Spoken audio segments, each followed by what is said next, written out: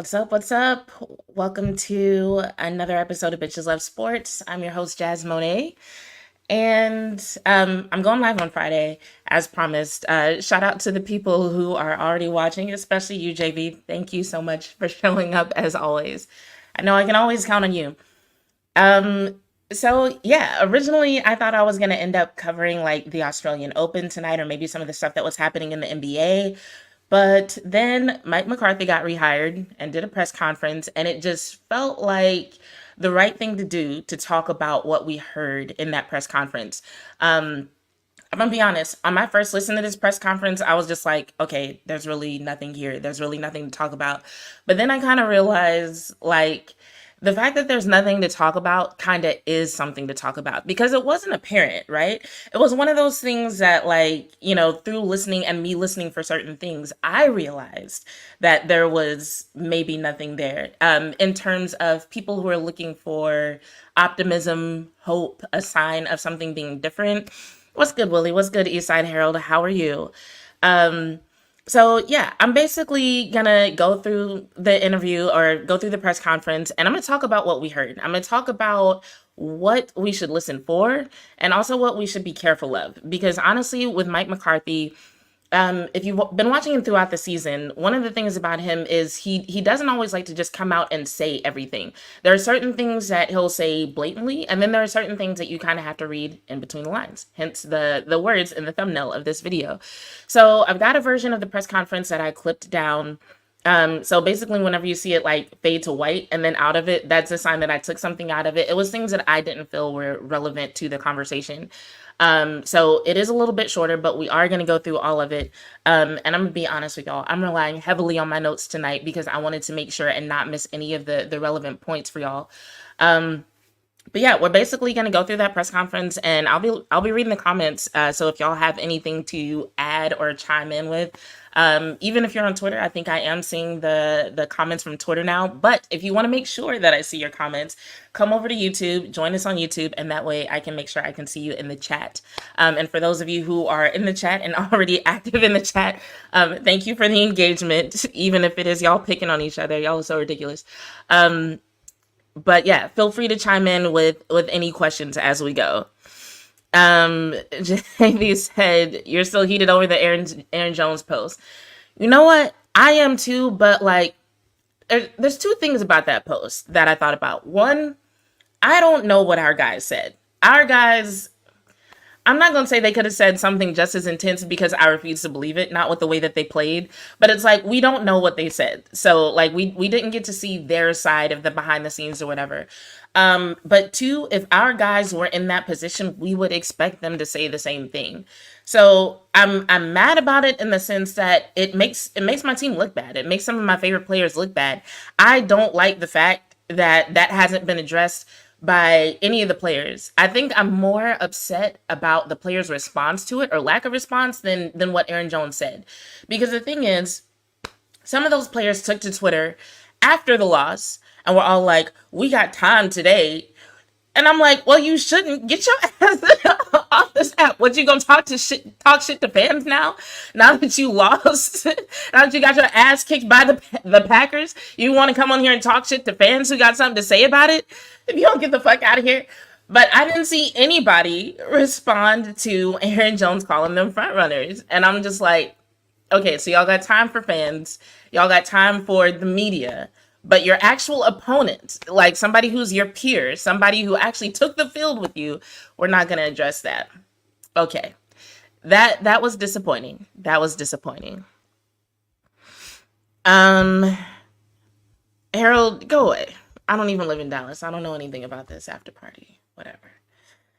There's a lot to be upset about in terms of our team, but there's also a lot to think about in terms of Mike McCarthy. So let's dive into this press conference and we'll just break it down question by question. And I'll tell y'all what I got out of it and we can go from there. I kind of want to turn this down. There's an echo in my earbuds.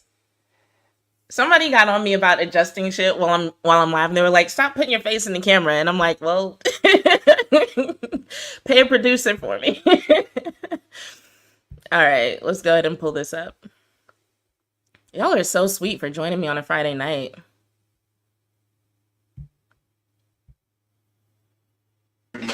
Dallas Morning News.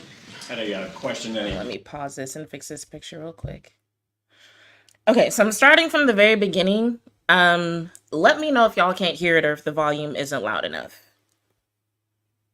quick follow-up for you. How would you characterize your meeting with Jerry yesterday? Was it talking a lot about you in a fifth season? Was that a brief part of it? It was like, hey, what are you looking for? What do we need to do here? It was a long meeting. I think we went probably a little bit past 3 hours. We talked about a number of topics. I mean, the first topic was obviously the disappointment of the ending of the season. Went through all the layers of that. Then we talked about pretty much everything in the football program.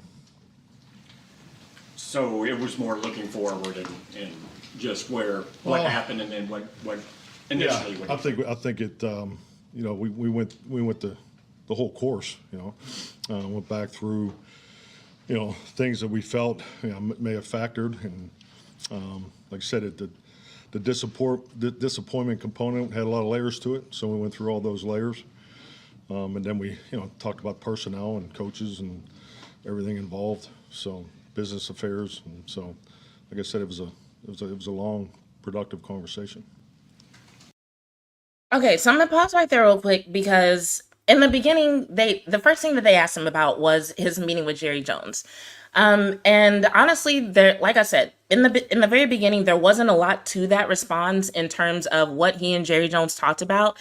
Part of the reason why I left that part in this clip, in this edited version of his press conference, was because he's going to be asked later about his conversation with Jerry Jones. And I want us to think about what he brought up here. So what he said was it was a long meeting that lasted longer than 3 hours. He said that they discussed the disappointment in the way the season ended and that there were quote unquote layers to that. I really wish somebody would have asked him what those layers were because I'm curious. Because later when they start asking him about some of the things that you would expect him to discuss with Jerry Jones, he either didn't have an answer or the way he answered the question suggested that they really didn't discuss those things. So I'm like, okay, if you're not discussing the things that are important to fans and important to people who have questions about the future of this team, of this franchise, then what exactly did you talk about? Like, what exactly were these layers? What were you talking about for over 3 hours? But what he mentioned was disappointment in the end of the season. He said that they discussed everything in the football program. He said we went the whole course, whatever that means. And that the disappointment that they discussed had a lot of layers. In my opinion, that's a vague answer. I wasn't in the room, so the media that was there, they accepted it. It is what it is. But what you heard in that response is very representative of the press conference as a whole. So if you're a fan who's looking for like insight into what happened on Sunday, if you're looking for answers about what's going to be different, if you're looking for something to inspire confidence or give you hope, you might not get that from this press conference. I'm gonna just put that out there up front.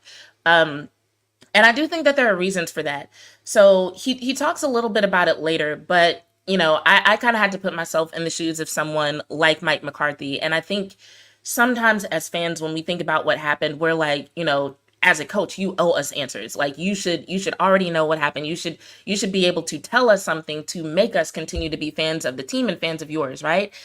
But if we take it at face value that he was just as shocked, just as hurt as everybody else by what happened and that he didn't see that coming, you could see why he might still be in a place where it's like, okay, I'm still evaluating what happened. I'm still talking to people. I'm still looking at film.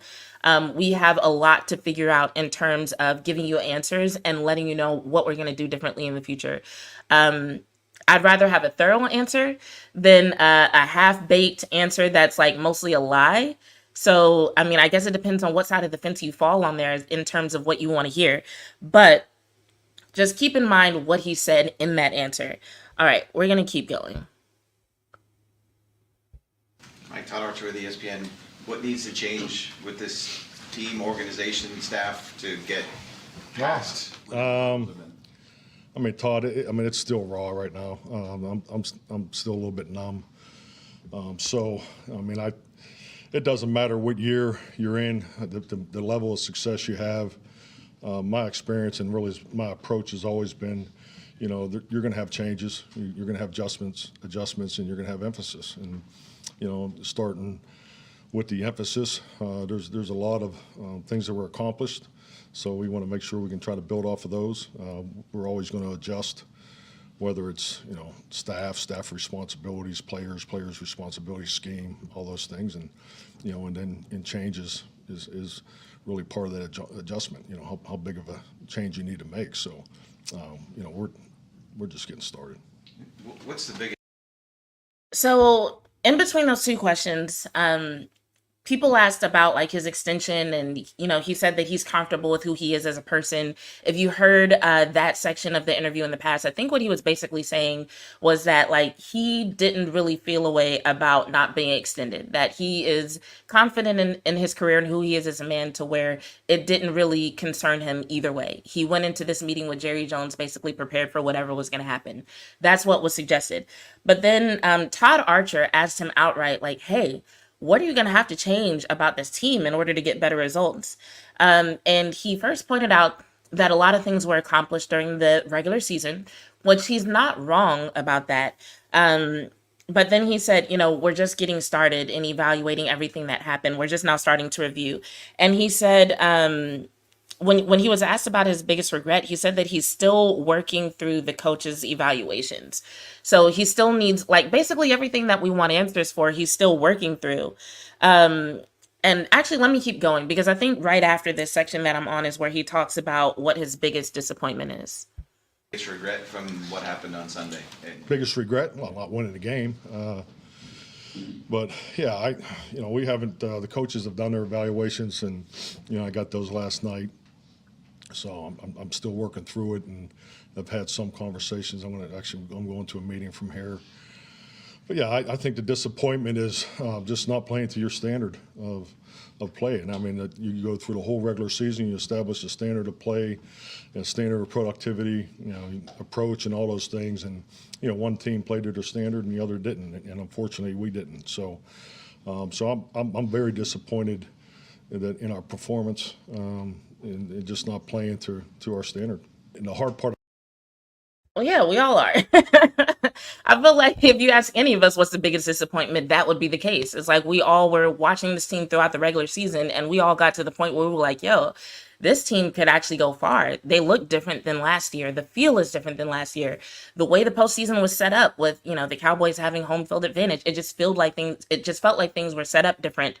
So the idea that his biggest disappointment is not playing to their standard, there's really no shock there. But it is one of those things that makes me wish he could do this interview a little bit later, because like I said, all the questions that they're asking are things that, it's so easy for him to be like, well, we're still evaluating this. We're still looking at that, because, I mean, let's be real. It's been less than a week, right? And this particular press conference happened the day after, I believe, it was announced that he was even keeping the job. So with a whole team of media looking for answers, he not only doesn't have the answers, but he's in a perfect position to be justified in not having the answers.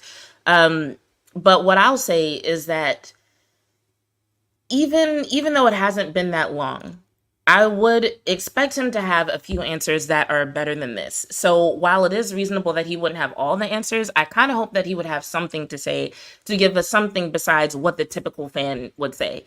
Because I feel like we're all disappointed by that. And I feel like that's, there's nothing surprising about that. But in terms of like, okay, if it's your biggest disappointment that we didn't play to our standard, or that the Cowboys didn't play to their standard, is there something specific about that? Is there something that you can point to that you didn't do well, or that the players didn't do well? Just something that the average fan doesn't already know.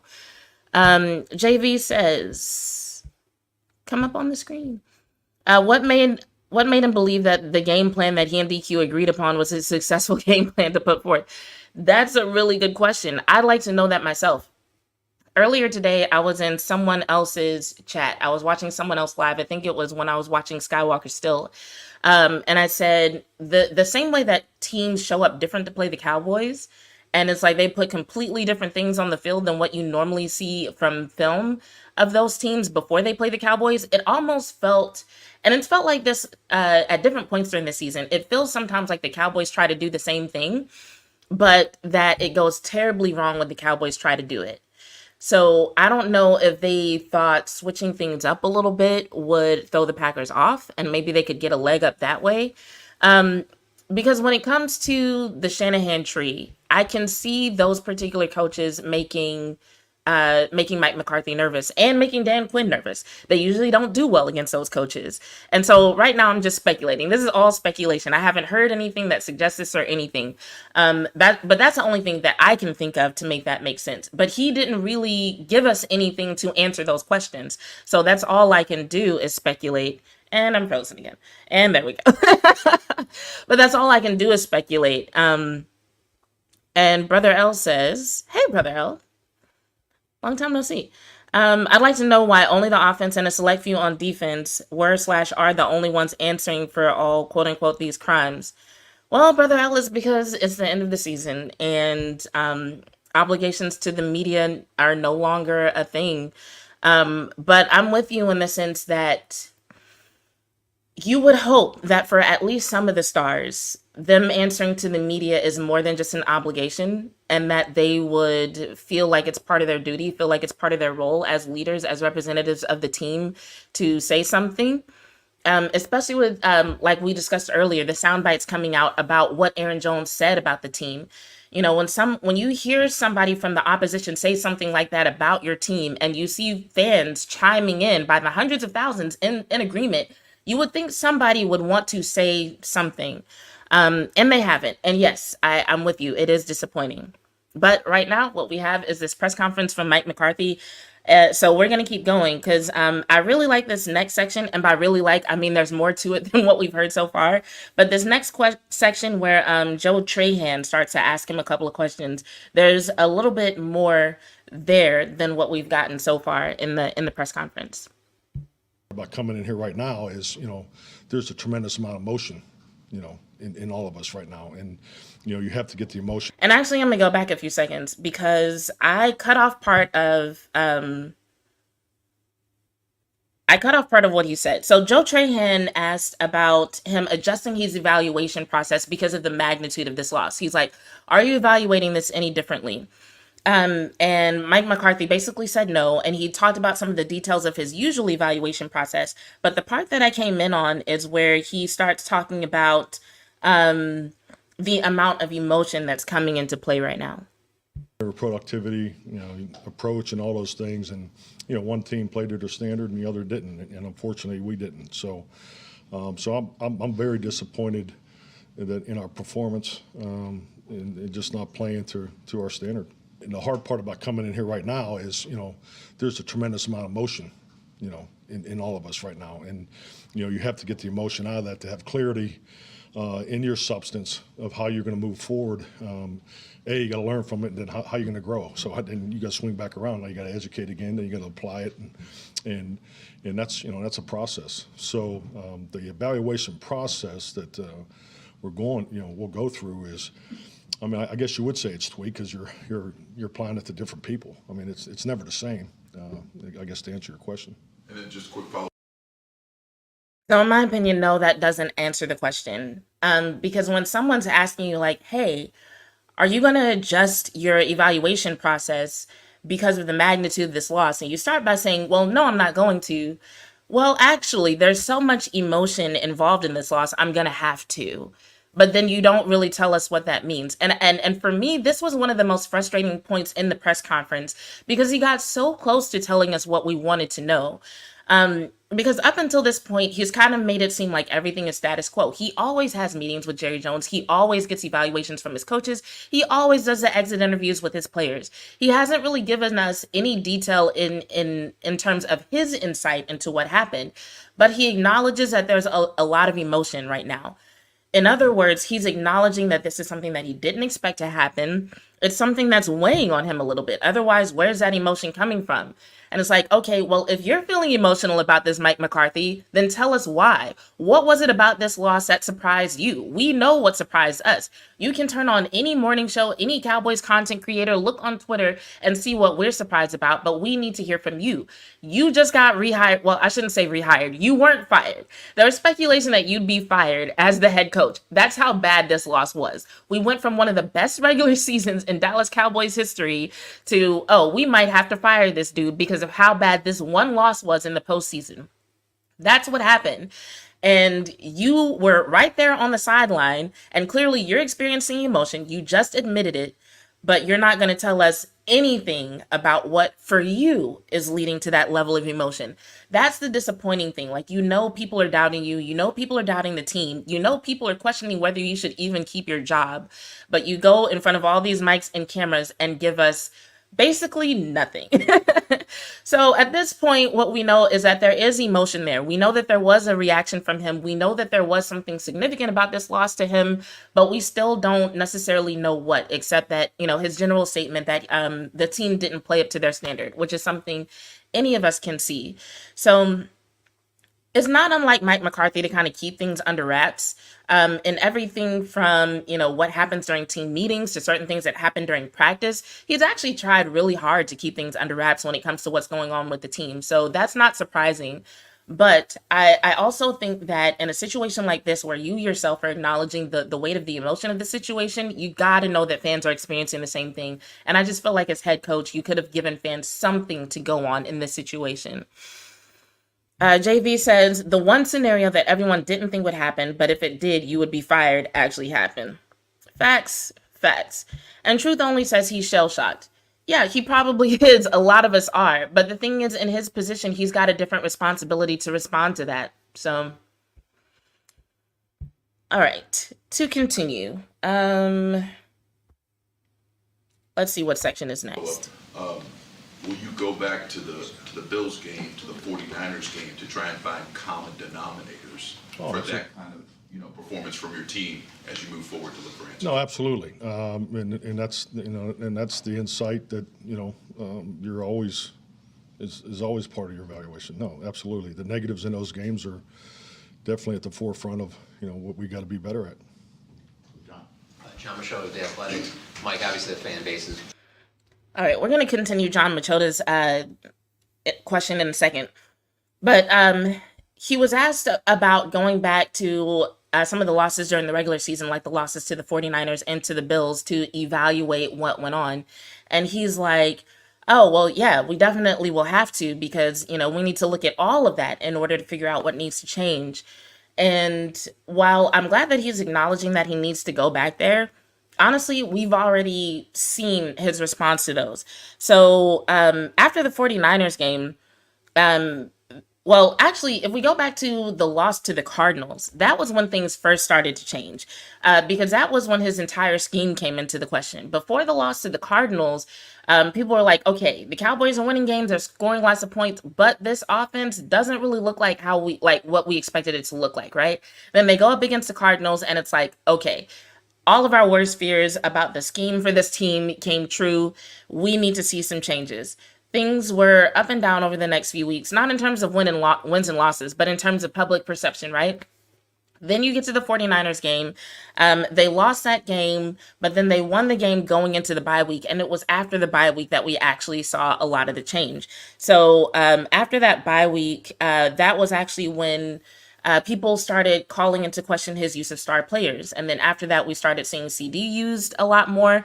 And then, in my opinion, they actually went above and beyond what a lot of people expected, because that was around the time that people really started buying into this whole idea of trimesters that him and the coordinators had been, talking about since preseason, right?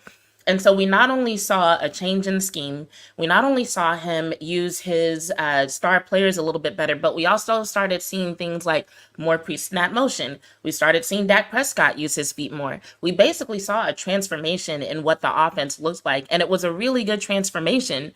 And then after that, there were still issues in a couple of areas, though. There were issues in terms of, well, I shouldn't say issues. There were a few questions. People were still questioning the team's ability to have a really good and consistent run game. Also, their ability to stop the run. So we saw a lot of improvements, but still a lot of questions. Anyway, I say all that to say we've kind of seen what his response is to those things. So he's had time to evaluate those and to take whatever he needed to take from those into the postseason. So I'm like, if he needs to go back over it again, fine. But even the knowledge that he's going to do that doesn't necessarily inspire confidence for me. Brother L says, Yeah, you can hear the tremble and discomfort in his voice. He's in coach speak autopilot for most of the presser. 100%, I agree. He's not really there.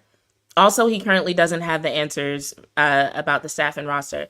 I agree. And that's kind of why I said what I said about, like, I wish he could do a press conference like this a little bit later. I get that the season just ended and people want answers, and it would be great if he had them right now, but it just doesn't sound like he does. And so while I'm being critical, and I'll acknowledge that I am being very critical, it is with a little bit of a grain of salt, in the sense that one thing that we know about Mike McCarthy is that he kind of takes his time, especially when it comes to things like this. So I'm going to be honest with you. When he does finally have answers to some of the questions he was asked during this press conference, we might not even hear it. Somebody actually hit me up and they were like, oh, it's going to be a crazy offseason for us. And they were talking about content creators. And I was kind of like, no, it's not. It's going to be very quiet. It's going to be up to the most creative people among us to create content, because I really feel like they're going to lock things down even more, honestly. Like, people are talking a lot right now. And obviously, there's going to be some coaching shakeups later in this press conference. He admits that the conversations with his assistants are going to happen next week. So that is the earliest we can start to expect to hear anything related to what's going to happen to coordinators and coaches, right? And it might even be later than that, depending on who might be looking for opportunities with other teams and franchises, right? But I think whenever it comes to him having answers right now, like, he just doesn't have them, and it's going to take some time. And by the time he does have them, after all those conversations happen, I don't think he's going to feel any sense of urgency to let us know. So I think we'll hear about this. We'll hear about whatever coaching shakeups, who gets hired and fired. And then I think it's going to be dead quiet until the draft. JV says, Jazz, you earned the right to be critical. He was absolutely awful in every way possible this Sunday. I agree. I do think there's room to be critical of him in that sense. But in terms of his responses during this press conference, I am going to be critical, but I also want to be fair in the sense that he might need a little bit of time to give good answers. Like I said earlier, I'd rather him be honest about the fact that, he doesn't have all the answers than lie to us. And there aren't too many situations where I do think he lied, but we'll keep going and see how we feel about that later. Really frustrated. What is your message to them about, moving forward, why this team can eventually have that playoff success? Well, I mean, we have an unbelievable fan base, and they should be frustrated. Yes, we we're should be extremely frustrated. disappointed for them, disappointed in our performance. But my message would be this: we have established a championship program. It's just not the world championship yet. We know how to win. We know how to train to win. We have the right people, but we have not crossed the threshold of winning playoff games. And So that part of his answer frustrated the shit out of me. I'm not even gonna lie, because I think I understand what he was trying to say, but I really wish that he had used different words there. Because to say that we have a championship program, but we just haven't won a world championship yet, you haven't even made it to the NFC championship game. So I understand that you want to convey the idea that you feel like the team is improving and they've done really well in the regular season. But honestly, first of all, I'm kind of at the point where, like, fuck 12-5. We just got beat by a 9-7 team. Is that what their record was? That's advancing in the playoffs, and the Cowboys a 12-5 team or not. So, I mean, at this point, it's like, I think when it was 2 12-5 seasons in a row, it was like, okay, this is a sign that the team is advancing. But then you see that again, and then you see this stark decline in their performance in the postseason. And not only is it a decline in terms of their performance compared to what it was in the regular season, but it's also like their worst postseason performance since we've seen Mike McCarthy come here. And it also just feels like a decline overall. It almost cancels out everything about the regular season success that gave us hope was canceled out in the performance that we saw against the Packers on Sunday. So for him to say, oh, well, we have a championship program, I'm like, okay, based on what? And I know he feels like he technically answered that question. He's like, I know how to win. And I'm like, okay, you know how to win in certain situations, but I feel like in order to say that you have a championship program, you need to at least be able to beat championship caliber teams consistently. We should at least be able to say we see you perform at an elite level consistently. But I mean, all throughout the season, there were questions. There were questions about like, can the Cowboys win on the road? Can the Cowboys beat a good team? Can the Cowboys beat a good team on the road? And I feel like you need to be able to answer those questions more than once in order to say, yes, we have a championship level program. So while he feels like he knows, while he feels like he knows how to win, and I feel like yes, he has made some improvements to the team, I just don't feel like that's a sufficient answer to say, well, this is why this is a championship caliber program, despite the fact that we don't have a championship to show for it. JV said, first beat winning teams regularly in the regular season. Exactly. That's exactly what I'm saying. I'm like, if you're going to say something like that, I need you to back it up with something better than, well, I know how to win. It's like, well, you haven't really proven that to us either. And I'm not really trying to talk down on Mike McCarthy because like he's the head coach of the Cowboys. So and so I want to see him succeed because that means the Cowboys are succeeding. But at the same time, I'm just like, it's kind of like what I said about, Dak and some of my favorite players the other day when I was like, I still support them, but I can't really defend them right now. That's one of those phrases that I also cannot defend. I will still support Mike McCarthy as a head coach of my favorite team, but I can't defend statements like that. So when people are going on morning shows and, ripping him apart for even uttering that phrase, I don't really have anything to come back with because I'm kind of with them. I'm just like, yo, you need to have some support for a statement like that. Truth Only says he failed us. The game plan and the intensity is not there. I think they weren't taking the Packers seriously. That's very possible. I'm tired of the team looking shocked. Me too. All right, let's keep going. And it's extremely disappointing to be sitting here talking about it. But I know how to win, and we will get over that threshold. I have total confidence in it, and that's why I'm standing here today. Ed Werder, ESPN. Mike, to what extent in your meeting with Jerry did you have to make a case or an argument for him to continue forward with you versus him recognizing the value after your four? So this is a question that I was talking about earlier when I was like, listen to what he mentions in the beginning of the press conference about what he said he discussed with Jerry Jones. And when I said there was a related question later, this is the related question. Because earlier, they asked him what he talked about and he listed a few things. And now he's being asked, okay, during this conversation with Jerry Jones, how much of it was spent basically defending yourself? How much did you have to defend yourself to Jerry Jones in order to keep this job is what this question was in a nutshell. And this is what he says. 4 years of partnership. I wouldn't view the conversation that way.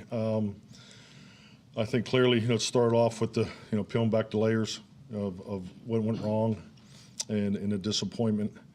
And then, frankly, it got to where Jerry and I were one-on-one. And frankly, the best meetings I have is with Jerry's one-on-one. I can't. This was the point at which I was like, he must not have had to defend himself. Because think about it. If you have a long conversation with someone, maybe it's someone you're in a relationship with, a longtime friend, a family member, and somebody's like, man, you talked to that person for over 3 hours? How much time did you spend apologizing? If you apologized, you would know right off, like, oh man, apologizing is the first thing I did. Or you'd be able to say, like, well, I went into this conversation just looking for clarity and understanding, but like, yeah, I did end up having to apologize. If you actually apologized, you wouldn't be sitting there stuttering, like trying to think of the conversation, oh, did I, well, actually, I just love talking with this person one-on-one. No, if somebody asked you if you apologized, you'd be able to say yes or no if you did. So the way he answered this question to me said he didn't have to defend himself. And to me, that is worrisome because last season, when Mike McCarthy was on the hot seat, I got it. Like, one, it was, a lot of people were blaming Kellen Moore anyway. They wanted to give Mike McCarthy a chance to call plays the way he called plays. And then also last season compared to this season, there's just way different quote unquote free agents when it comes to coaches. I would have liked some indication that there was some consideration of other options. But judging from Mike McCarthy's answer, it just doesn't sound like And Brother L, I was actually about to use that exact word, accountable. It doesn't sound like the conversation actually held him accountable for what happened. It really sounds like they just went in there to talk about what happened, and it was almost a given that he was gonna have to keep his job, because it doesn't sound like he was actually expected to defend himself. And keep listening, and you'll hear the part that like really made my antennas perk up. They're super productive. I mean, he's an awesome boss, but he's even a better leader, because I mean he asks all the hard, direct questions, which I love and appreciate, because you get to a depth in, you get into conversations that go in different directions, but there's always so much that comes out of it. And I'm just trying to go back through the conversation to answer your question. So that was the part that made my antennas go up. He said, I'm just trying to go back through the conversation to make sure I answer your question. Since when does Mike McCarthy try to give details about his one-on-one conversations with anybody? No, he was stuttering through the answers. He knew he was stumbling through the answer, and then he tried to give us an excuse for why he was stumbling through the answer. Mike McCarthy, we know you do not give a fuck about telling us the details about a conversation between you and Jerry Jones. You have never wanted to give us the details about conversations between you and Jerry Jones, you and Dan Quinn, you and Dak Prescott. Anybody. As a matter of fact, he's asked a question about Dak Prescott later in this press conference, and it was literally one of the shortest answers that he gave throughout the entire conversation with the media. So for him to be like, oh, well, it was a really in-depth conversation, and we talked about the disappointment and Jerry Jones. I love our one-on-one conversations, and he's such a great leader. And I'm just trying to make sure I answer your question. Bullshit. Especially these types of questions Mike McCarthy has never wanted to answer in detail. So as soon as he was like, yeah, I'm just trying to go back through the conversation and make sure I answer the question, I'm like, lies. Lies. But anyway, let's keep going. Yeah, so I mean, we talked about everything, the right, the wrong, the indifferent, what we need to build off of, and so yeah, I don't know if there's much we didn't talk about as far as topics, that apply to the football operation. So, yeah, so. He said, I don't know if there's much we didn't talk about. It sounds like you didn't talk about having to defend yourself and being held accountable in order to keep this job. So it's a conversation, hard conversation, definitely throughout a number of points there, but it was, they're conversations that I personally always look forward to, because I've never walked out of a one-on-one with Jerry where I didn't think I was better, one way or the other. I really want to know what Jerry Jones told him during this hard conversation where it sounds like he was not held accountable for what happened on Sunday that actually made him better. I'm so curious. And regarding Dan Quinn, if he doesn't get a head coaching job somewhere else, is the assumption that you bring him back here? Dan's a highly valued, member of our coaching staff. So, but we'll go through the process here. Jane. I will say with that answer about Dan Quinn, it really sounds like he does not really care if Dan Quinn comes back or not. I'm gonna be honest. He's like, oh yeah, Dan Quinn's a valued member of the team. We'll see what happens, is basically what he said. Brother L said the same player keeps having to take all the bullets, arrows, and disrespect for an entire fan base. Dak. This is facts. Everyone else is just cool with Ford being the pinata. It's weird, man. The culture sucks. I'm definitely not cool with it.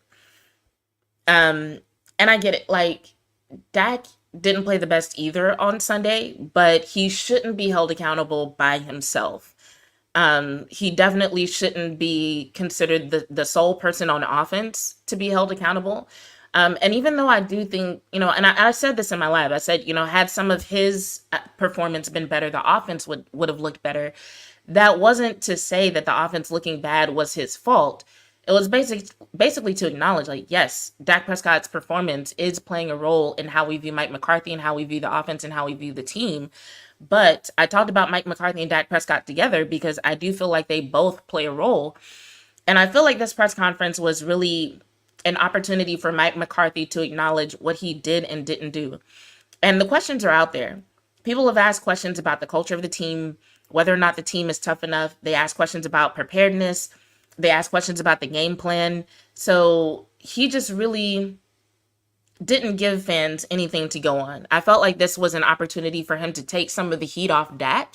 And I do believe that there's room for him to do that. And he simply chose not to. I ask this question as respectfully as possible, Coach, but I've heard you talk about why fans should buy back into this team.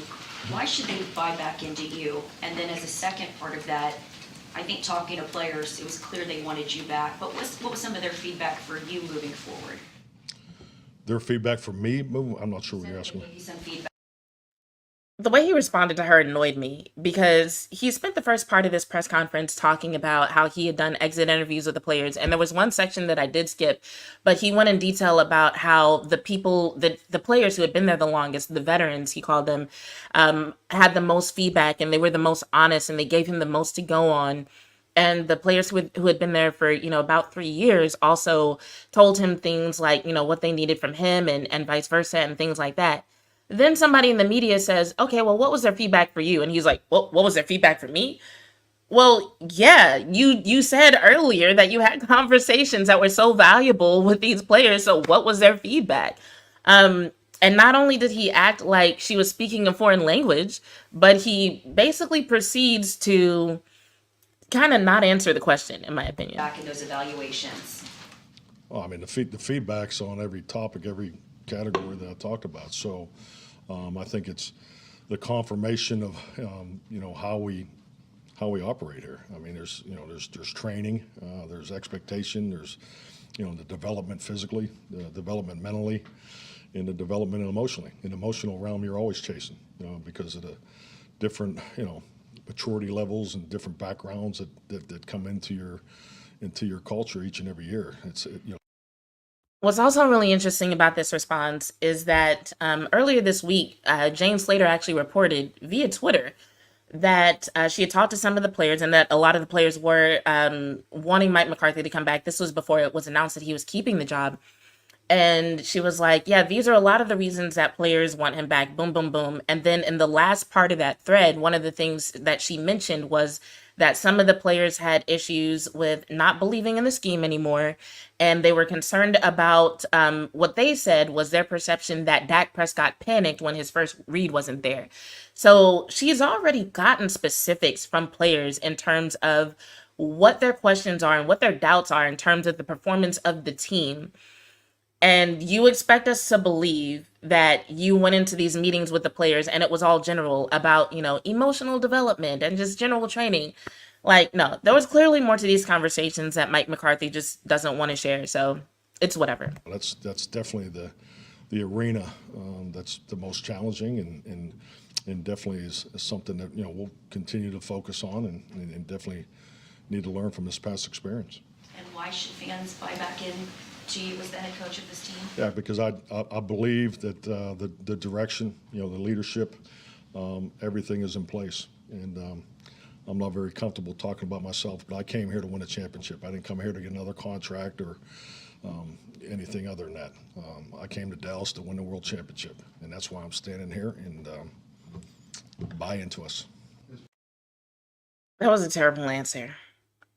I understand that he might not have all the answers to all the questions right now, but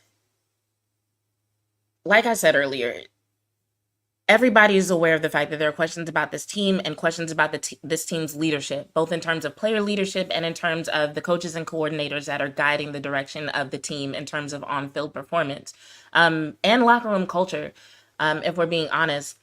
And she said, why should fans buy into you? And he says, well, because I want to win a championship. Well, presumably so would any coach who rolled up in here. That's not a reason to buy into a coach. That's not a reason to feel like there shouldn't be a change made. Honestly, we've seen other teams make changes at at their head coaching position or at their coordinator positions and see success.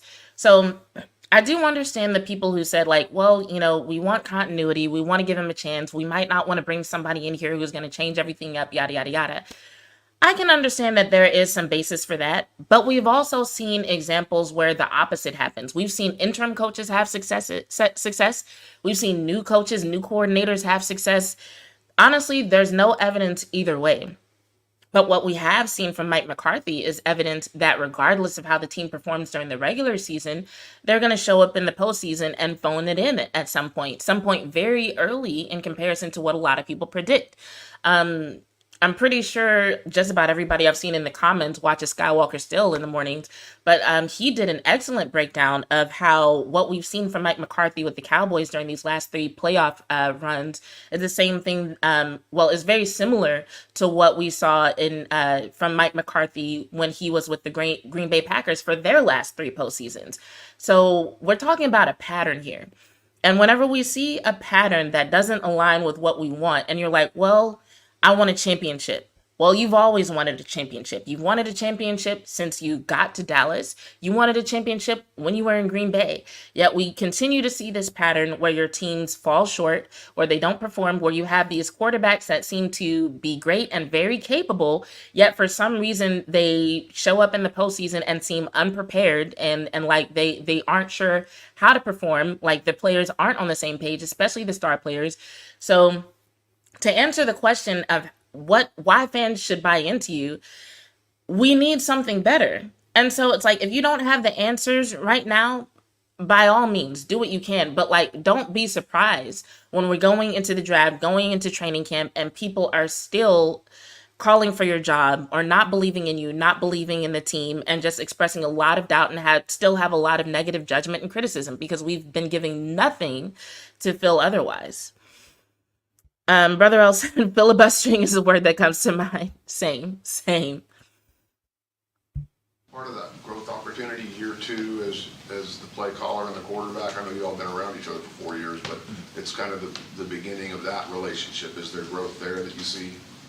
Well, it'll definitely be more growth because now that we've gone through it and you can't get to this spot without going through it is, the situations that we were able to go through and now apply to the training, and that's just how my brain works, because as the conversations you have not only with Dak and particularly the veterans, there's a number of things that come out of it, and you're like, okay, how do I tweak the training component to maybe move the needle, a different direction in that area you're focused on. So, but yeah, that's really what those conversations are about, and then obviously, his conversation is a big part of that because not only what he means to the team, but playing quarterback. Here's the other thing that frustrates me about his answers during this press conference. At this point, you've been with the Dallas Cowboys and dealt with these specific media members long enough to know what's coming. So going back to Brother L, your use of the word filibustering, I feel like even for a filibuster, you're prepared with something to say, even if it's bullshit. And I felt like somehow, after years of dealing with this same group of media members, somehow he walked into this conversation and wasn't even prepared with even a little bit of an answer, with even a little bit of a response to inspire a little bit of confidence and a little bit of hope and a little bit of faith. That was really frustrating. And in that answer about, that was the second part of his that was the second part of an answer to a question that particular media member asked about his conversation with Dak Prescott. And, he talked about training and having to adjust the training based on what they've learned in the postseason and during the regular season, right? And when he gave that answer, it made me realize during this press conference, he talked a lot about training, but he didn't talk as much about scheme or about culture. And honestly, what I've heard from the media and what I've heard from a lot of fans, those are actually where the biggest questions are. Like people have questions about the scheme, like this whole West Coast offense, Texas Coast thing that you were trying to do. Did that go how you expected? And later on, or he might have already done it, but he answers the question about the run game and admits that they didn't run the ball as well as he would have liked and that they didn't stop the run as well as he would have liked.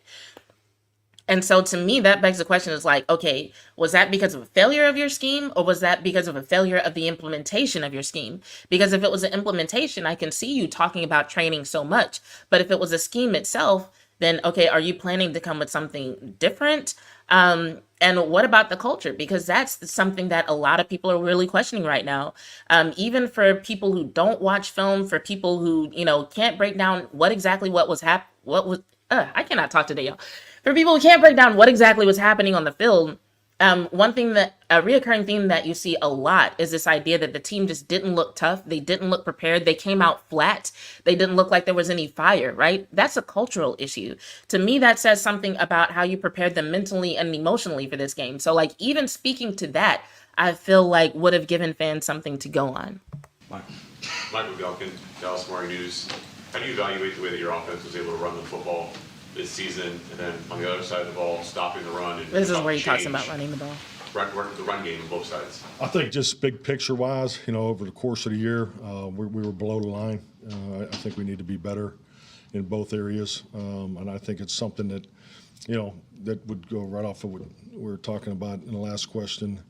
Those are the things, the training and how you do it and how Mentioning you can training improve again. there. But yeah, I'm not, we're not where we need to be in both those areas. Garrett. So he's asked about running the ball and stopping the run, and he mentions training and says that they're not where they need to be in those areas. And I'm just like, how the hell you go a whole offseason, preseason, regular season, and you don't know how to run the ball or stop the run? I feel like those are basics. I'm not the biggest expert, but I'm just like, I don't know. I'm really tired of breaking down how every answer during this press conference is bullshit. But I'm just like, how do you even stand up there and give an answer like that and still respect yourself as a coach? Like, for somebody to ask a question like that and you're like, oh yeah, it comes down to training. Well, you've been training them all season, all year. What the hell? Why can you not train your team to run the ball and stop the run? How do you even feel comfortable as a head coach of one of the biggest sports franchises in the world and somebody asks you about two of the fundamentals on each side of the ball and you're like, oh, well, it comes down to training. You're the head coach. Really? You just indicted yourself.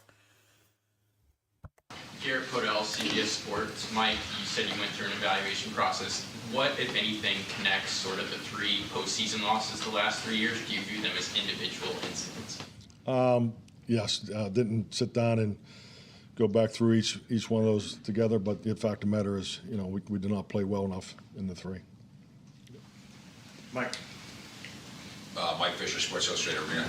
How much trepidation, following up on that, did you walk into the Jerry meeting with, wondering about what the outcome might be regarding your job security? To be honest with you, I didn't really go there. I met with the staff and I just, I told them, really what was about to happen, just as far as, the evaluation and. So he was asked how much trepidation did he go into the meeting with Jerry Jones with, and his first reaction seems to be like, oh, well, I just talked to staff. Doesn't sound like he went in there with any. Y'all, I'm telling you, somehow, even after the atrociousness, if that's a word, of that loss, he was not worried about his job. With everybody talking about, like, should Mike McCarthy be gone? Who should they hire? Whole ass segments on very popular shows dedicated to who the Cowboys should hire instead. Somehow this man was not concerned about his job, y'all. I'm telling you. And frankly, it was a bit of a sprint just to get everything together, coming out of the exit interviews and everything, get that to go in there. But no, I was, like I said, I was just in the moment, frankly. I wasn't, I'll be honest with you, the only thing I worry about is my family. I'm extremely confident in who I am. I can't say that enough. And I'm confident in what we've done here. And I have great confidence in where we're going. And that's really was how the meeting ended. So, is there a thread can I that finish? connects? And not only where we're going, but we got work to do. The job's not finished yet, and we both know that. As you do that work, is there a thread that connects the 3 seasons of not being able to get over the hump, and the hump? Well, there's a lot of people that are here, that are part of those 3 experiences. So, but no, I'm just trying to go through the 3 games. I think there's a number of things. There's too many things that are different. So, and the reality of it is, in the game of football, it's going to be different next year too. So to sit here, and I'm going to tell you this too, I will take no responsibility, and I tell our players this too, and they have no responsibility on what's going on here the 20 plus years before that. We're responsible for what's going on in our program, and I know it's disappointing to the fans, and but we are in position to learn and grow from this and build off it. And that's the best answer, in my opinion. I was really annoyed by that answer because he was asked about the last 3 seasons and he was like, what needs to happen differently in order for you to get over the hump, the hump, the hump. And he's like, well, we're not going to be held responsible for, what happened over the last, 27, 30 years or however he phrased it. And I'm like, but that's not what they asked you about. They literally asked you about the time period since you've been here. And it just kind of felt like a cop out for him to go back to the whole we're not going to be responsible. Ain't nobody asking you about that, Mike. We're literally asking about you and your tenure. I feel like I've gotten progressively more antagonistic towards Mike McCarthy as his press conference has gone on. And I'm sorry, because like I said, I do want to see him experience success. But like some of these answers, let me be specific about that. It's some of these answers that frustrate the shit out of me. I do think ultimately Mike will figure something out. That is something that he has proven over time, is that he, he's fired his best friend. He's made sweeping changes through the coaching staff. And this is a situation where I hope he fires himself. Him getting his head coaching job back doesn't mean he has to be the one to call plays. And I hope he gives that some real thought, because one thing that I can say is it just seems to me that he's not really the best at thinking on his feet and making adjustments. Like, he can make really great adjustments during the time between games, right? But when it comes to in-game adjustments and making those things happen on the fly, having more than one adjustment, especially in the second half, he just doesn't seem to be the best at that. Maybe somebody else should be doing that. Let me go through some of y'all's comments before I lose them. Stevie Mack said, apparently carpe omnia means seize the regular season and not the playoffs. I need them to carpe omnia free agency. Seize everything in free agency. That's what I want carpe omnia to mean now. Seize everything, every star player, every great player that you can. Like, actually go all in free agency. Brother L said, I aspire to fail in such a way while still having the confidence of a person who feels like they're untouchable. I'm going to try to go to work and destroy everything and ask for a raise. Wish me luck. Well, you see, Brother L, apparently the key is to not destroy everything, right? You want to do a good enough job to where people have faith in you, and then just find one important thing and at that fail miserably. And then just go into the meeting and be like, but look, I did every other thing so well. Just let this one thing slide. Truth only. I don't know about the situation between CeeDee Lamb's mom and Dak. I would like some insight. If you follow me on Twitter, feel free to DM me, or you can copy and paste here in the comments, whatever. I'll come back to it. That's news to me. Brother L said, CeeDee's mom and other player relatives really don't understand what they're doing. They messing up the money in the locker room. Yeah, you definitely don't want to do that. Yeah, I can't really comment further on it without knowing exactly what's going on. Thank you. I'll watch my phone, Brother L. Thank you. Kelvin said, I'm not going to say nothing, but Mike better stay back.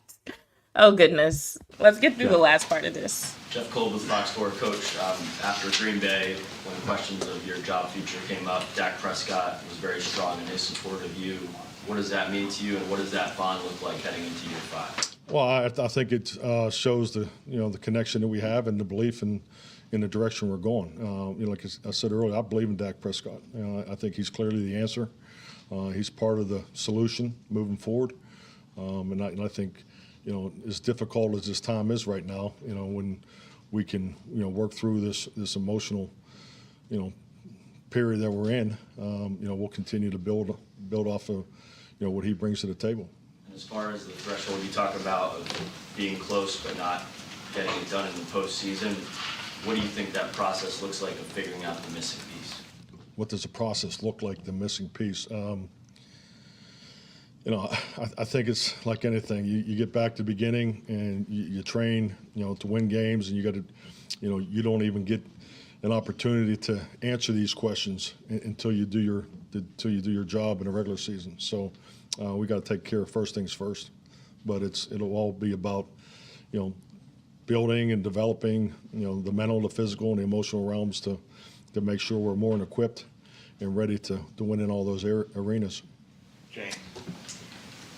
Coach, you've obviously had your meeting with Jerry, you've had your meeting with us now. how would you describe your mindset and what's the next? I think there might really not be much else to this press conference other than what else I discussed. And if there is, I'll come back to it. Um, but overall, I think what we saw, hold on, I'm gonna plug my light in and see if it'll come back on because I like having the blue light in the background.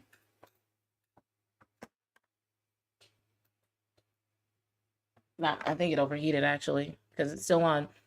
But I think overall what we're seeing from from Mike McCarthy in this press conference is kind of representative of what Jerry Jones said in his statement. Because I don't have it pulled up, but some of what Jerry Jones was saying was about like, oh, I believe in Mike McCarthy. You know, he's had one of the best regular season records among any of the other Cowboys coaches, and yada yada yada. And like I said earlier, I'm like, yeah, you know, props to him for that, but it doesn't really mean much when you see teams with worse records advancing in the playoffs and the Cowboys are not. So I just, I don't know what it is. Like, I just don't feel like we've been given the real, true, raw reasons for Mike McCarthy still having this job. Because even if it's that you believe in him as a coach, I feel like you've got to say something besides, oh, the regular season, yada yada yada, or at least do something to address the concerns of the fans and the media. Because it's not even like they're questions to start drama. I feel like questions about the culture of the team right now and about their preparedness are legitimate questions. And I asked somebody this other day. I said, you know, when it comes to, you know, the toughness that everybody's expecting to see from this team and that people are disappointed that they didn't see, in what scenario do you imagine taking a bunch of 20 somethings, allowing them to make 6 and 7 figures, and then expecting them to be tough and disciplined just on their own? They're going to handle every hard part of their responsibilities and of their job on their own. It doesn't usually happen, you know? So unless he's building a culture of toughness, and I do believe that, you know, part of toughness is showing up, the attitude that people are pissed off that they saw from Aaron Jones. Honestly, that's part of the attitude that, in my opinion, you need to have in order to be a top performer in the NFL, because it is such a physical and aggressive and violent sport. If that is how your opponents are showing up, that is how you need to show up. And so I am 100% in support of, you know, him considering their mental health and their overall well-being and their wellness. But I do think there's something to be said for kind of getting that killer side out of them, kind of getting that tough side out of them, kind of getting that side out of them that's ready to be physical. And we just didn't see that enough from them throughout the course of the season. So since it came up in the chat, I'm gonna try to share with you guys this commentary from apparently CeeDee Lamb's mom. Let me see if I can pull this up and share my screen real quick.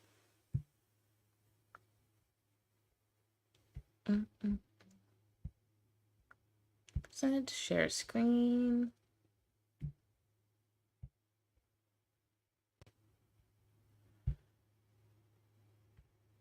Okay, so apparently this account, Lita Ramirez, is CeeDee Lamb's mom, supposedly.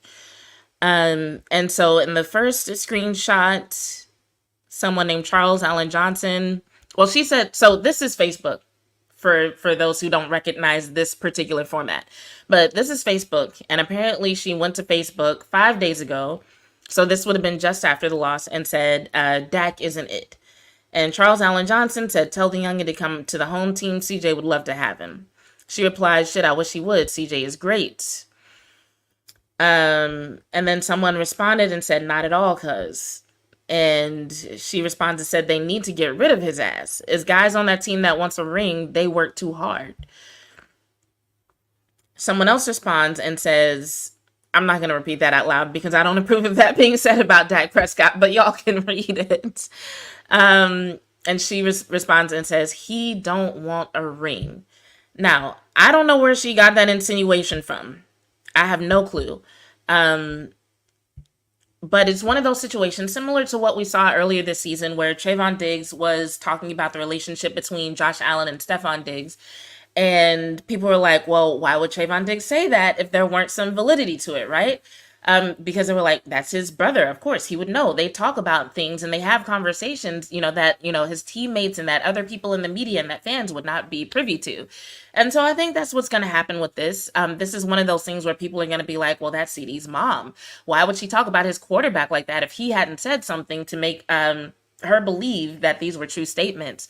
So I don't know. We'll see what happened. Like, that was posted 5 days ago, and I haven't heard anything about it till now. So we'll see if maybe now it's catching fire and the media will run with it.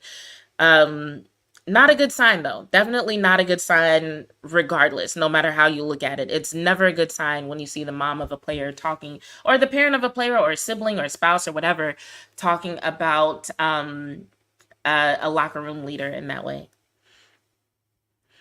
All right. So in a nutshell, that's all I have about Mike McCarthy. Like I said, when it comes to the press conference, if you're looking for hope, if you're looking for confidence, if you're looking for something to inspire you to believe in the team, you're not going to get it from that press conference. He didn't have a lot of answers, but I do think that, like I said, he'll come up with the answers. It's just going to take more time than a lot of people are prepared to give him. Brother L says, CeeDee needs to snatch his mom's phone away like on draft day. Oh goodness, maybe. Oh goodness, he is never gonna live down that highlight. So I really do think if you were to have a similar press conference like next month, Mike McCarthy would have more answers. In his defense, he's got people on his staff right now that he doesn't even know if they're gonna be there a week from now. 2 weeks from now. So I can't even really blame him for not putting a lot of effort into coming up with the answers, because it's like, he's got to consider who's actually going to be around to implement a lot of the things that he talks about being solutions for the problems that he's being asked about, So there definitely is room to give him some grace when it comes to how he responded to the answers and how he seems to be holding himself up in light of the loss. I just think, like I said, because of him knowing these media members, because of him knowing the team, you would think that he would have had some answers, but for whatever reason, he didn't. And I think it's going to take a lot of time and a lot of actual hard proof for him to win back the faith of the fan base, and for the team in general to win back the faith of the fan base. Luckily, next season, it looks like we don't really have to worry about what seems to be his Achilles heel, which is coaches from the Shanahan tree. It looks like we've got the 49ers, of course, but, there's no Dolphins. There's no, let's see. There's no Dolphins. There's no Packers. There's no Rams in the regular season.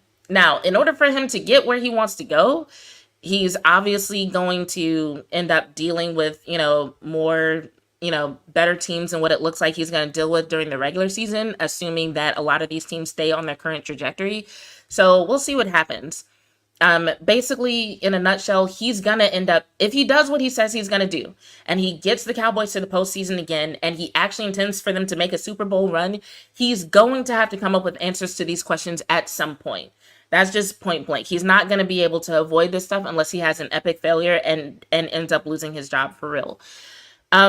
So on that note, if y'all have any other questions about the press conference or just want my opinion on anything, put it into the chat. But I do want to address the situation that happened with the Dallas Cowboys cheerleaders.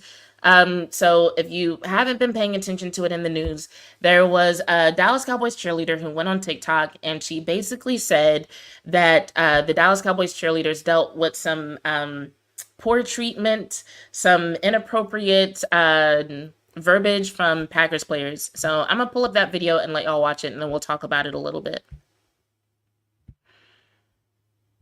So I cheer for the Cowboys, and y'all, the Cowboys versus Packers game last Sunday, I have never experienced such disrespect from the other team's players to the cheerleaders in my 5 years as an NFL cheerleader. Like, we would literally be minding our own business, and the Packers just scored a touchdown. This is one example. They would come up to us, standing on the sidelines, minding our own business, and start yelling at us. Like, sometimes it was this close to our face.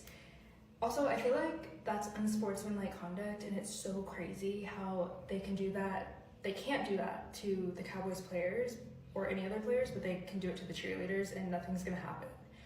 Like, I understand the playoffs is a huge deal. Like, I truly get it. But that does not mean your humbleness and respect for women flies out the window. Like, what is going on? I can't. So I'm rooting for every team but them now that the Cowboys are out. So this story has picked up national media attention. There's been a couple of articles written about it. So the reason why I actually decided to address it, and I'm explaining my reasoning because, I saw people in the comments who were like, well, that was vague. She didn't really say anything. Two things about what she said stood out. One, she said in her 5 years of being a cheerleader, she had never felt so disrespected. She had never heard anybody say anything like that to her. And I'm thinking, this is a Dallas Cowboys cheerleader, meaning not only does she go to games, but especially being with that crew for so long, she goes to a lot of other events. So to say that over the course of 5 years, she's never heard anybody talk to her like that, she's never been so disrespected, it must have been something pretty bad. And she also questioned these Packers players and their respect for women, which means clearly these players, whoever they were, said something very disrespectful. So then there were people asking the questions like, well, why didn't she tell us what she said? I can't answer that, but there are a couple of reasons that I can think of that a person in her position might not repeat what was said to her. So one is that a lot of times for like cheerleaders, for dancing, for dancers and for women in those positions, there's a code of conduct that they have to adhere to in terms of what they put on social media. There are certain things that they cannot wear, certain events that they shouldn't be photographed or videoed at, and certain things that they can't say. So if what she was told was that disrespectful to where she felt the need to take to social media and speak out about it, it's very possible that she was told something that she can't repeat without fear of consequence. It's possible. There's also the possibility that she was just being cautious because of repercussions that could come up if she were to get specific.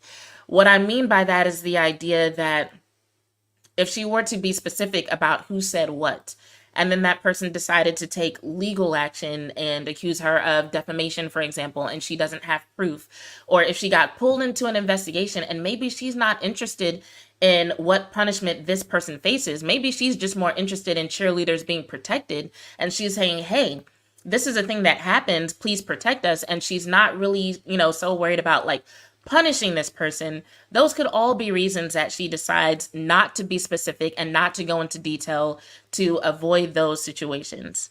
Let me check y'all's comments real quick. Brother L said she put herself at risk / on the line for even sharing it. I respect it. Facts. Even without being specific, there is definitely a risk there. Like, there are so many things that could happen, especially without her having a lot of supporting evidence in terms of getting it on video or other people who are willing to speak out and support what she's saying.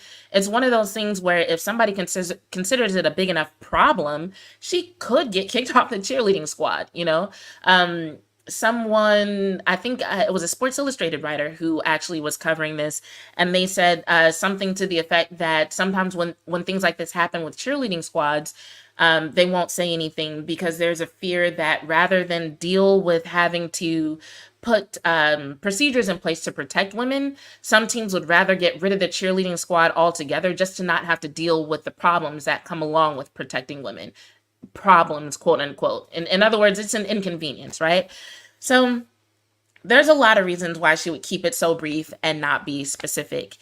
But the first thing that I did, because she was like, it just seems like that would be unsportsmanlike conduct. I looked in the rule book, and of course, there's nothing in the rules about treatment of cheerleaders or mascots. There's nothing.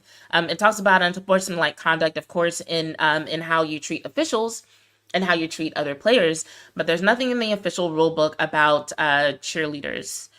Now, one thing that I did find, though, was the code of conduct for NFL players. So the code of conduct is actually related to things that they do off the field. And it's one of the things that was written to account for punishments that might happen when a football player, for example, commits a crime. And so here's some of what the personal conduct policy, so this isn't in the rule book in terms of penalties or anything that they can be fined for during the game. This is the personal conduct policy that governs how NFL players are supposed to carry themselves when they're not at a game, not at practice, so on and so forth. So this document says, it is a privilege to be part of the National Football League. Everyone who is part of the league must refrain from what they called conduct detrimental to the integrity of and public confidence in the NFL. This includes owners, coaches, players, other team employees, game officials, and employees of the league office. Also, NFL Films, NFL Network, or any other NFL business. Conduct by anyone in the league that is illegal, violent, dangerous, or irresponsible puts innocent victims at risk, damages the reputations of others in the game, and undercuts public respect and support for the NFL.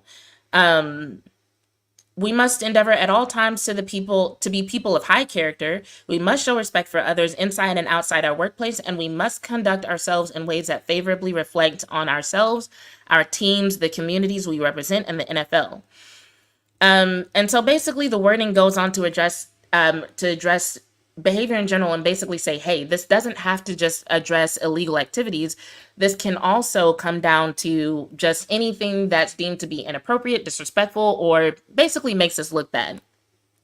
So if we scroll forward a little bit, there's a section called Expectations and Standards of Conduct. And it says, it's not enough simply to avoid being found guilty of a crime in a court of law. We are all held to a higher standard and must conduct ourselves in a way that is responsible, promotes the values of the NFL, and is lawful. Players convicted of a crime are subject to a disposition of a criminal proceeding, blah, blah, blah. It talks about criminal activity, but then it lists certain things that are considered prohibited conduct. And so it says, actual or threatened physical violence against another person, including dating violence, domestic violence, child abuse, and other forms of family violence. And it also lists assault and or battery, including sexual assault or other sex offenses. And then it mentions violent or threatening behavior toward another employee, also stalking, harassment, or other similar forms of intimidation. And I think there was one more. Oh yeah, it lists in general disorderly conduct. So basically, and there's like 10 things listed on this list, but in so many words, it's like, hey, if you're being disrespectful, if you're saying anything that could be considered harassment, if you're doing anything that could be considered intimidating, those are all things that would violate their personal conduct policy.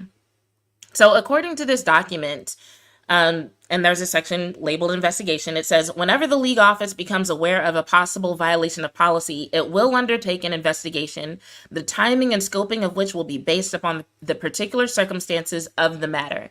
So this is something that's become popular via social media. It's also been covered by national media outlets. So I personally would consider this the NFL being made aware of a situation that could possibly violate this policy. It says, in conducting investigations, the league office will make reasonable efforts to accommodate requests for confidentiality from witnesses and others with information. In addition, the league will not tolerate any retaliation against anyone who in good faith reports a possible violation or provides truthful information during an investigation. Now, it says they won't tolerate retaliation, but there are some situations where it's hard to prove that actions against a person are retaliation. So even with that being in this document, I can still see anyone being a little bit nervous about saying anything about a situation like this, especially considering the fact that players are typically seen as having more power, and they definitely get paid way more and have more benefits and more value to the league than cheerleaders do. Cheerleaders, from what I understand, are considered very replaceable and in some situations disposable.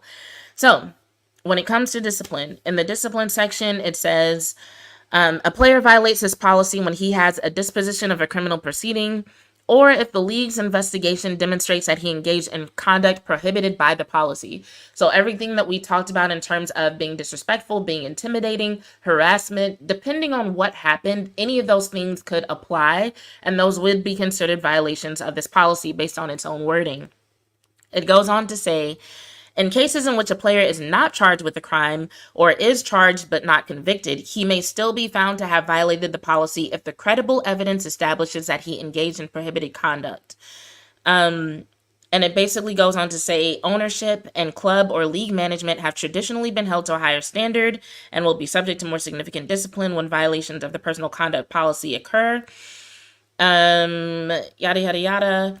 It doesn't really get very specific about what the punishments will be. There is one section that says, following review of the record, including the position of the parties on appropriate disciplinary terms or other conditions, the disciplinary officer will promptly communicate the decision to the player regarding any disciplinary action to be taken.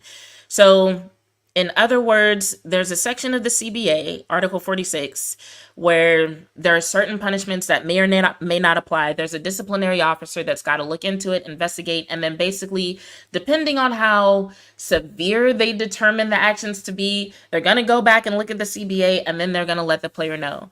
So, we may or may not hear about this for a while. The reason why I'm bringing attention to it is because, like I said, for her to say, I haven't seen or experienced anything this egregious in my 5 years as a cheerleader, to me, says that it was something serious.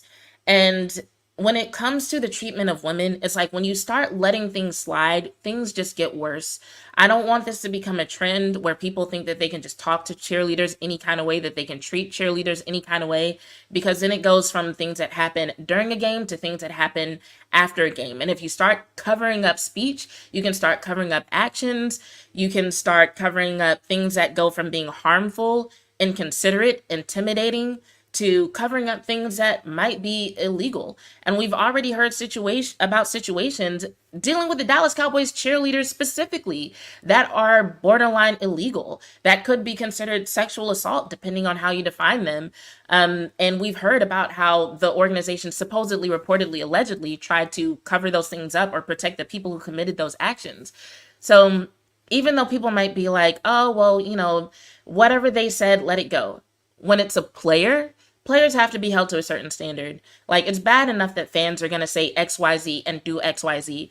But when it's a player, like, I agree with this particular cheerleader. When it's a player, you're in a position to hold them accountable, and you should. You're in a position to show women that you care about them, and you should. Especially young women who are already in a position where people are, objectifying them anyway. You don't want to send the message that it's okay to go from objectification to harassment and assault.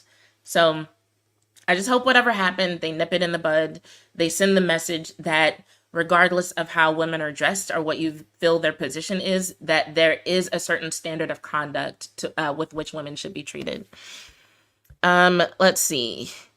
Truth Only says, yep, exactly. And we heard about situations in Washington. Yeah, there was a situation in Washington as well. So there are several franchises, and it's probably happened in every franchise in the NFL, on some level.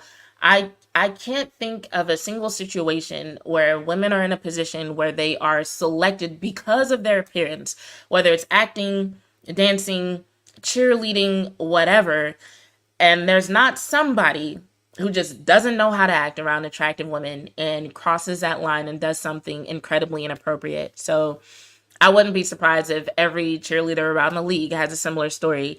But it sounds like whatever these Green Bay Packers players did went above and beyond what this cheerleader would consider typical. And for someone who's been a cheerleader for 5 years, to me, that in and of itself is enough for me to take it seriously. So, Brother Elson, remember the sideline situation with Philly security and Niners green law? This isn't that far off in terms of what the NFL can do with this situation. Facts. I feel like this is a really good point. Thanks for pointing that out. So that's all I got for y'all tonight. I'm going on an hour and a half, so I feel like I said enough. Plus, what time is it? Yeah, if Pick Six hasn't started yet, they're about to start. So if you're here watching me and you're looking for something to do after this, definitely head on over to Pick Six Sports. Nix and the guys are either live or going live, and they always have a good show. And I'm sure they'll have a lot to say about this Mike McCarthy situation and about free agency. Brother Hill said 2 more hours. That would put this in the category of a part-time job, and I'm not quite there yet, but maybe one day. But thanks y'all for joining in. If you are watching, because I see that there are more people watching than people who have been participating in the comments. If you are watching and you have not already subscribed, please subscribe to the channel and turn those notifications on so you'll know the next time that I go live. And if you like the content, share it with a friend. And thanks in advance. So on that note, this has been another episode of Bitches Love Sports. I'm Bitch 2, and I'm out.